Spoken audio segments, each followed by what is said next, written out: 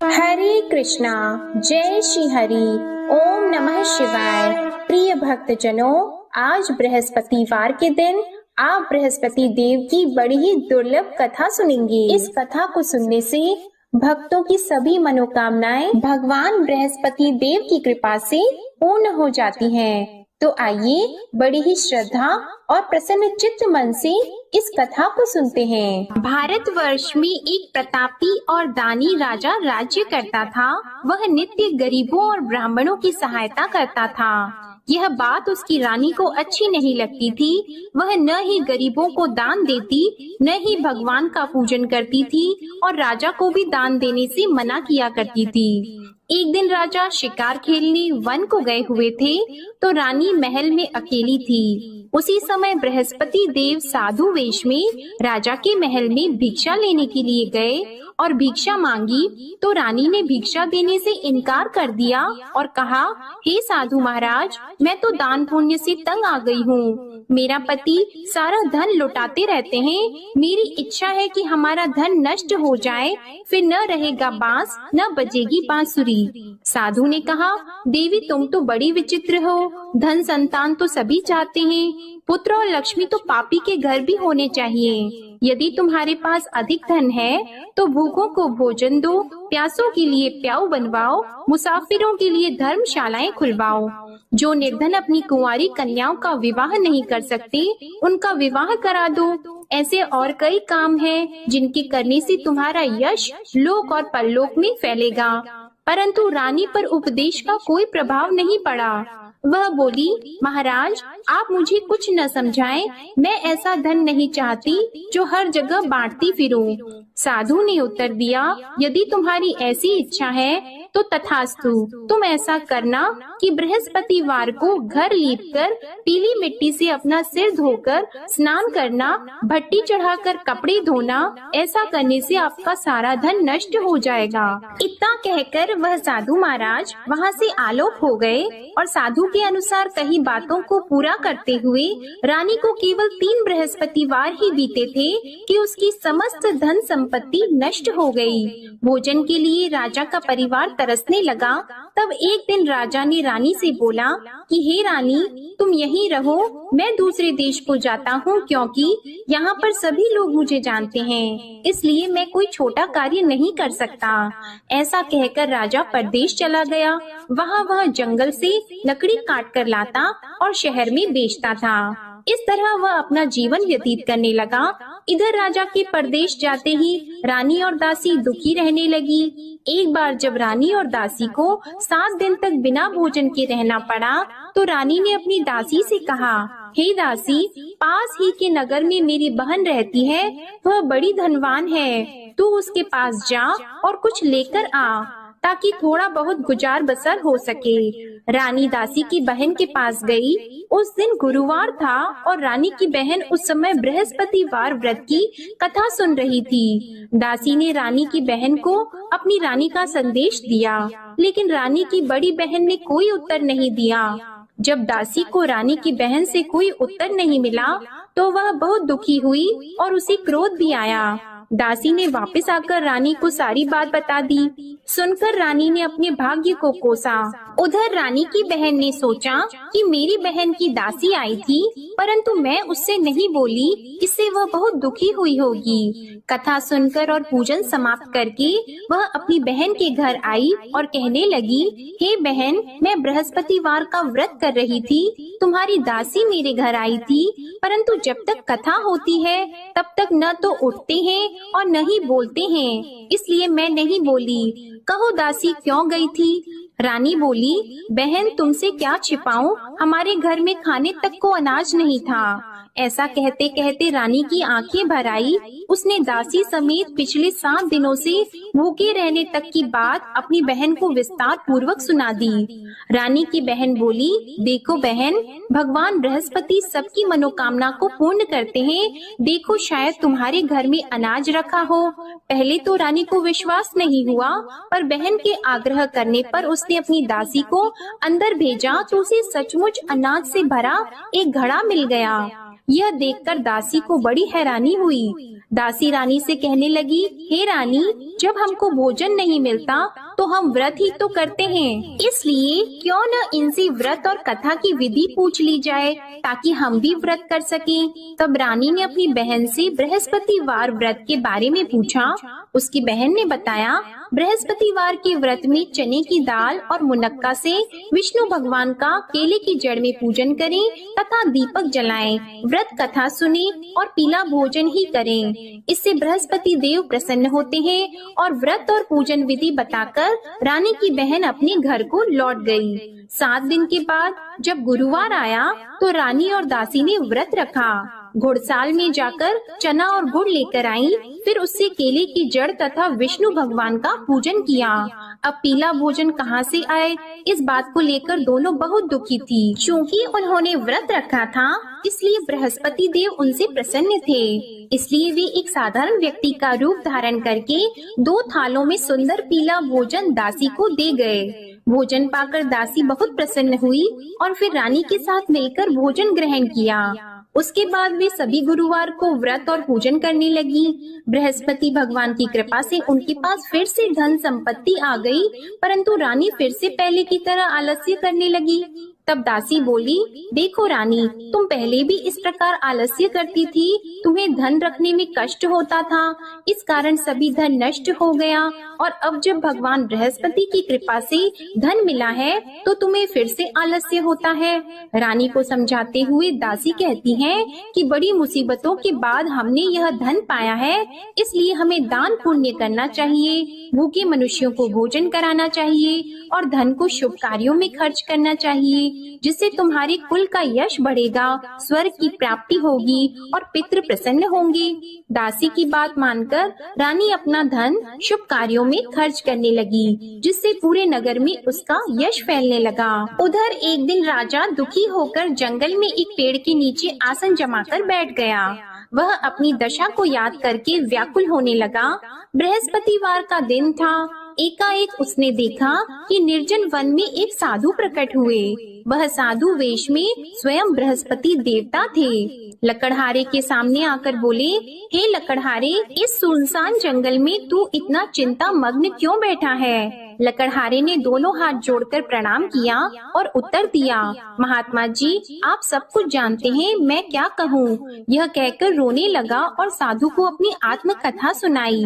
महात्मा जी ने कहा, तुम्हारी स्त्री ने बृहस्पतिवार के दिन बृहस्पति भगवान का निरादर किया है, जिसके कारण रुष्ट होकर उन्होंने तुम्हारी यह दशा कर दी। अब तुम चिंता को दूर करके मेरे कहने पर चलो तो तुम्हारे सब कष्ट दूर हो जाएंगे और भगवान पहले से भी अधिक संपत्ति देंगे। तुम बृहस्पति के दिन कथा किया करो, 2 पैसे के चने मुनक्का लाकर उसका प्रसाद बनाओ और शुद्ध जल से लोटे में शक्कर मिलाकर अमृत तैयार करो।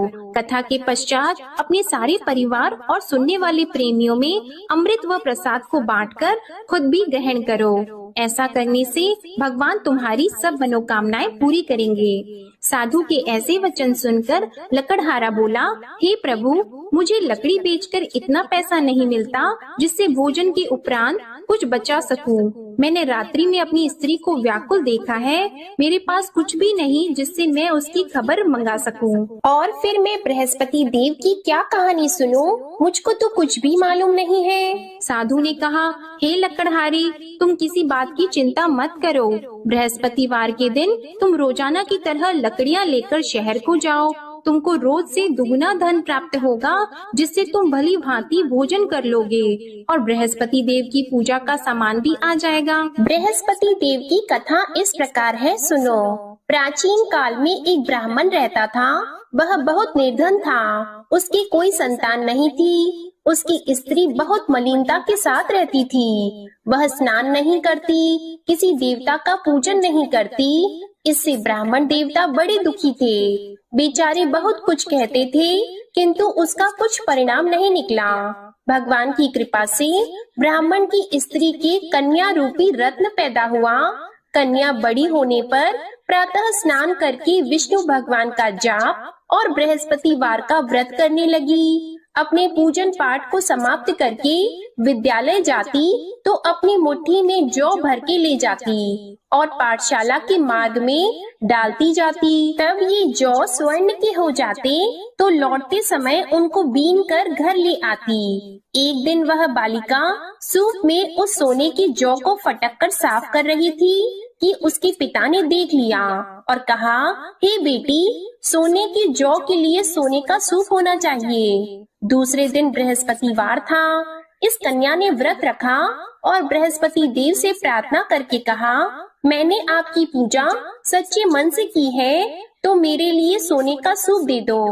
बृहस्पति देव ने उसकी प्रार्थना स्वीकार कर ली। रोजाना की तरह वह कन्या जौ फैलाती हुई जाने लगी। जब लौटकर जौ बीन रही थी तो बृहस्पति देव की कृपा से सोने का सूप मिला। उसे वह घर ले आई और उसमें जौ साफ करने लगी, परंतु उसकी माँ का वही ढंग रहा। एक दिन की बात है कि वह कन्या सोने के सूप में जौ साफ कर रही थी। उस समय उस शहर का राजपुत्र वहाँ से होकर निकला। इस कन्या के रूप और कार्य को देखकर मोहित हो गया और अपने घर आकर भोजन और जल त्याग कर उदास होकर लेट गया। राजा को इस बात का पता लगा तो अपने प्रधानमंत्री के साथ उसके पास गए और बोले, हे बेटा, तुम्हें किस बात का कष्ट है? किसी ने तुम्हारा अपमान किया है अथवा और कोई कारण हो सो कहो, मैं वही कार्य करूँगा जिससे तुम्हें प्रसन्नता हो। अपने पिता की राजकुमार ने बातें सुनी तो वह बोला, मुझे आपकी कृपा से किसी बात का दुख नहीं है। किसी ने मेरा अपमान नहीं किया है, परंतु मैं उस लड़की से विवाह करना चाहता हूँ जो सोने के सूप में जौ साफ कर रही थी। यह सुनकर राजा आश्चर्य में पड़ गया और बोला, हे बेटा, इस तरह की कन्या का पता तुम ही लगाओ, मैं उसके साथ तेरा विवाह अवश्य ही करवा दूंगा। राजकुमार ने उस लड़की के घर का पता बताया। तब मंत्री उस लड़की के घर गए और ब्राह्मण देवता को सभी हाल बताया। ब्राह्मण देवता राजकुमार के साथ अपनी कन्या का विवाह करने के लिए तैयार हो गए तथा विधि विधान के अनुसार ब्राह्मण की कन्या का विवाह राजकुमार के साथ हो गया। कन्या के घर से जाते ही पहले की भांति उस ब्राह्मण देवता के घर में गरीबी का निवास हो गया। अब भोजन के लिए भी अन्न बड़ी मुश्किल से मिलता था। एक दिन दुखी होकर ब्राह्मण देवता अपनी पुत्री के पास गए। बेटी ने पिता की दुखी अवस्था को देखा और अपनी माँ का हाल पूछा। तब ब्राह्मण ने भी सभी हाल कहा। कन्या ने बहुत सा धन देकर अपने पिता को विदा कर दिया। इस तरह ब्राह्मण का कुछ समय सुखपूर्वक व्यतीत हुआ। कुछ दिन के बाद फिर वही हाल हो गया। ब्राह्मण फिर अपनी कन्या के यहाँ गया और सारा हाल कहा तो लड़की बोली, हे पिताजी, आप माताजी को यहाँ ले आओ, मैं उन्हें विधि बता दूंगी जिससे उनकी गरीबी दूर हो जाए। वह ब्राह्मण देवता अपनी स्त्री को साथ लेकर पहुँचे तो अपनी माँ को समझाने लगी कि हे माँ, तुम प्रातः काल प्रथम स्नान आदि करके विष्णु भगवान का पूजन करो तो सब दरिद्रता दूर हो जाएगी। परंतु उसकी माँ ने एक भी बात नहीं मानी और प्रातः काल उठकर अपनी पुत्री के बच्चों की झूठन को खा लिया। इससे उसकी पुत्री को भी बहुत गुस्सा आया। उसने एक रात को एक कोठरी से सारा सामान निकाल दिया और अपनी माँ को उसमें बंद कर दिया। प्रातः उसमें से उसे निकाला तो स्नान आदि करा के पूजा पाठ करवाया तो उसकी माँ की बुद्धि ठीक हो गई। इसके बाद वह नियम से पूजा पाठ करती और प्रत्येक बृहस्पतिवार को व्रत रखने लगी। इस व्रत के प्रभाव से उसकी माता और पिता बहुत ही धनवान और पुत्रवान हो गए और बृहस्पति देवता के प्रभाव से इस लोक के सुख को भोगकर अंत में स्वर्ग को प्राप्त हुए। इस तरह कहानी कहकर साधु देवता वहाँ से अंतर ध्यान हो गए। धीरे धीरे समय व्यतीत होने पर फिर वही बृहस्पतिवार का दिन आया। लकड़हारा जंगल से लकड़ी काटकर किसी शहर में बेचने गया। उसे उस दिन और दिन से अधिक पैसा मिला। राजा ने चना गुड़ आदि लाकर गुरुवार का व्रत किया। उस दिन से उसके सभी क्लेश दूर हो गए। परंतु जब दोबारा गुरुवार का दिन आया तो बृहस्पतिवार का व्रत करना भूल गया। इस कारण बृहस्पति भगवान नाराज हो गए। उस दिन उस नगर के राजा ने विशाल यज्ञ का आयोजन किया था तथा शहर में ये घोषणा करा दी कि कोई भी मनुष्य अपने घर में भोजन न बनवाए, न आग जलाए। समस्त जनता मेरे यहाँ भोजन करने आए। इस आज्ञा को जो न मानेगा उसे फांसी की सजा दी जाएगी। इस तरह की घोषणा संपूर्ण नगर में करवा दी गई। राजा की आज्ञा के अनुसार शहर के सभी लोग भोजन करने गए, लेकिन लकड़हारा कुछ देर से पहुंचा, इसलिए राजा उसको अपने साथ घर लेके गए और ले जाकर भोजन करा रहे थे तो रानी की दृष्टि उस खूंटी पर पड़ी जिस पर उसका हार लटका हुआ था। वह वहाँ पर दिखाई नहीं दिया। रानी ने निश्चय किया कि मेरा हार इस मनुष्य ने चुरा लिया है। उसी समय सिपाहियों को बुलाकर उसको कारागार में डलवा दिया।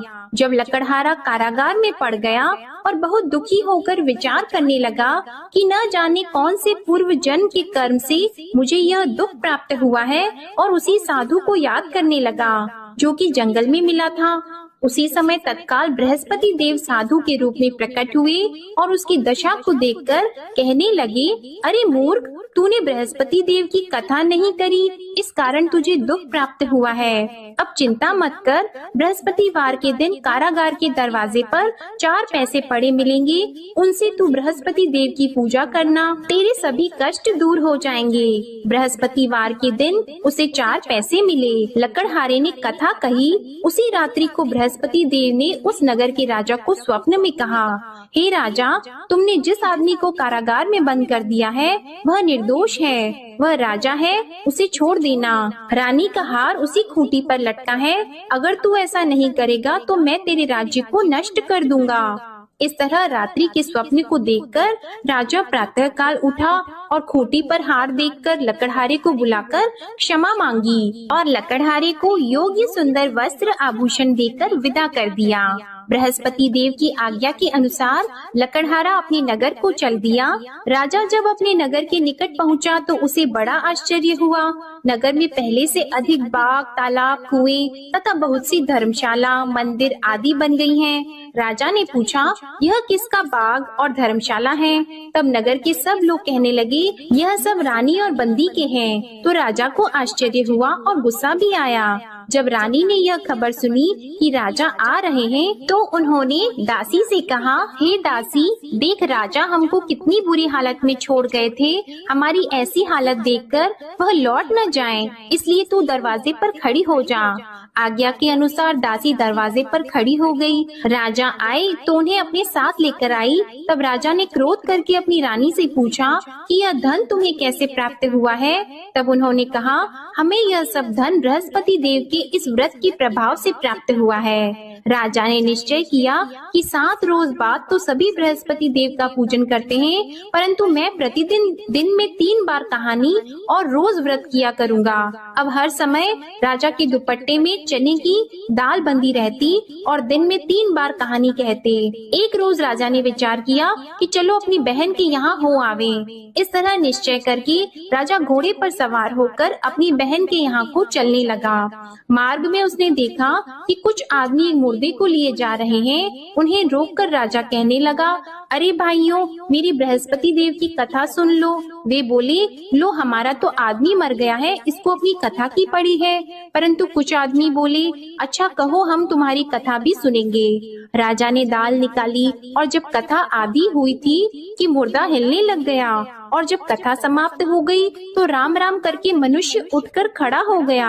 आगे मार्ग में उसे एक किसान खेत में हल चलाता मिला तो राजा ने उसे देखकर बोला, अरे भैया, तुम मेरी बृहस्पतिवार की कथा सुन लो। किसान बोला, जब तक मैं तेरी कथा सुनूंगा तब तक 4 हरैया जोत लूंगा। जा अपनी कथा किसी और को सुनाना। इस तरह राजा आगे चलने लगा। राजा के हटते ही बैल पछाड़ खाकर गिर गए और किसान के पेट में बड़ी जोर का दर्द होने लगा। उस समय उसकी माँ रोटी लेकर आई और उसने जब यह देखा तो अपने पुत्र से सब हाल पूछा और बेटे ने सभी हाल कह दिया। तो बुढ़िया दौड़ी दौड़ी उस घुड़सवार के पास गई और उससे बोली कि मैं तेरी कथा सुनूंगी, तू अपनी कथा मेरे खेत पर चलकर ही कहना। राजा ने बुढ़िया के खेत पर जाकर कथा कही, जिसके सुनते ही वह बैल उठकर खड़े हुए तथा किसान के पेट का दर्द भी बंद हो गया। राजा अपनी बहन के घर पहुंचा। बहन ने भाई की खूब मेहमानी की। दूसरे रोज प्रातः काल राजा जगा तो वह देखने लगा कि सब लोग भोजन कर रहे हैं। राजा ने अपनी बहन से कहा, ऐसा कोई मनुष्य है जिसने भोजन नहीं किया हो? मेरे बृहस्पतिवार की कथा सुन ले। बहन बोली, हे भैया, यह देश ऐसा है कि पहले यहाँ लोग भोजन करते हैं, बाद में अन्य काम करते हैं। अगर कोई पड़ोस में हो तो देख आऊं। वह ऐसा कहकर देखने चली गई, परंतु उसे कोई ऐसा व्यक्ति नहीं मिला जिसने भोजन न किया हो। अतः वह एक कुम्हार के घर गई, जिसका लड़का बीमार था। उसे मालूम हुआ कि उनके यहाँ 3 रोज से किसी ने भोजन नहीं किया है। रानी ने अपने भाई की कथा सुनने के लिए कुम्हार से कहा। वह तैयार हो गया। राजा ने जाकर बृहस्पतिवार की कथा कही, जिसको सुनकर उसका लड़का ठीक हो गया। अब तो राजा की प्रशंसा होने लगी। एक रोज राजा ने अपनी बहन से कहा कि हे बहन, हम अपने घर को जाएंगे, तुम भी तैयार हो जाओ। राजा की बहन ने अपनी सास से कहा तो सास ने कहा, हाँ चली जा, परंतु अपने लड़कों को मत ले जाना, क्योंकि तेरे भाई की कोई औलाद नहीं है। बहन ने अपने भैया से कहा, हे भैया, मैं तो चलूंगी पर कोई बालक नहीं चलेगा। तो राजा बोला, जब कोई बालक नहीं चलेगा तब तुम ही क्या करोगी? बड़े दुखी मन से राजा अपने नगर को लौट आया।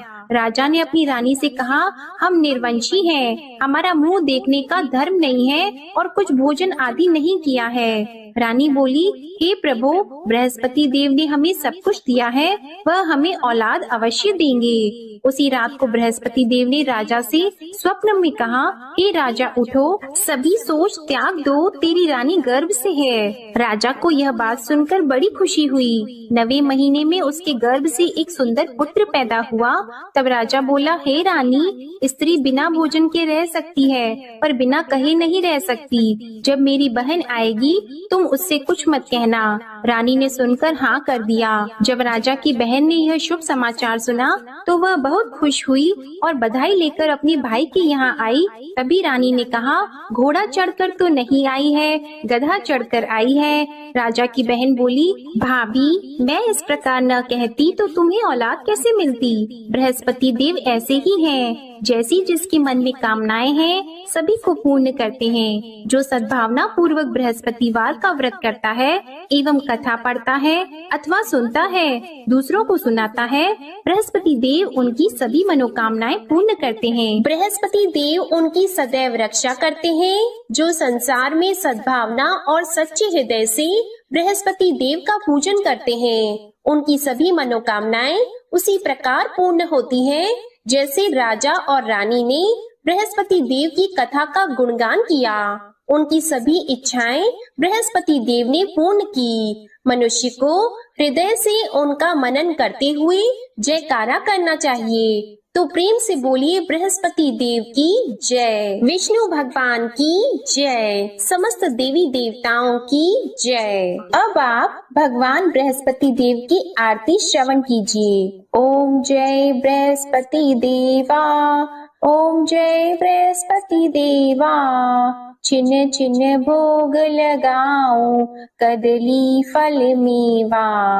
ओम जय बृहस्पति देवा, तुम पूर्ण परमात्मा, तुम अंतर्यामी, जगत पिता जगदीश्वर, तुम सबके स्वामी। ओम जय बृहस्पति देवा, चरणामृत निज निर्मल, सब पातक हरता, सकल मनोरथ दायक, कृपा करो भरता।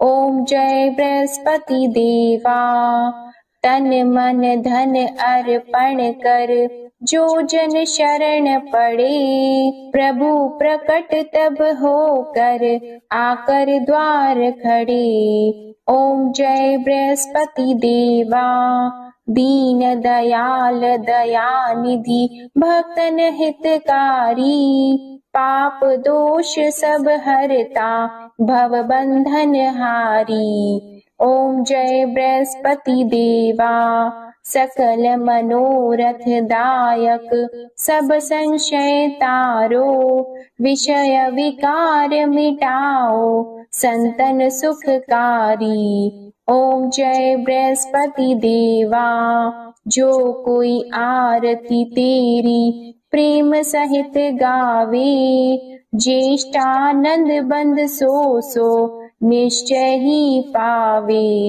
ओम जय बृहस्पति देवा, ओम जय बृहस्पति देवा। प्रेम से बोलिए भगवान बृहस्पति देव की जय। बोलिए भगवान श्री लक्ष्मी नारायण जी की जय। आपको आज की कथा पसंद आए, आरती पसंद आए तो वीडियो को लाइक कीजिएगा, शेयर कीजिएगा, कमेंट में भगवान बृहस्पति देव जी की जय लिखिएगा और चैनल को भी सब्सक्राइब कीजिएगा। इसी के साथ आज आप हमारे चैनल पर पौष मास महात्म्य की कथा भी जरूर सुनिएगा। प्रेम से बोलिए भगवान श्री बृहस्पति देव की जय।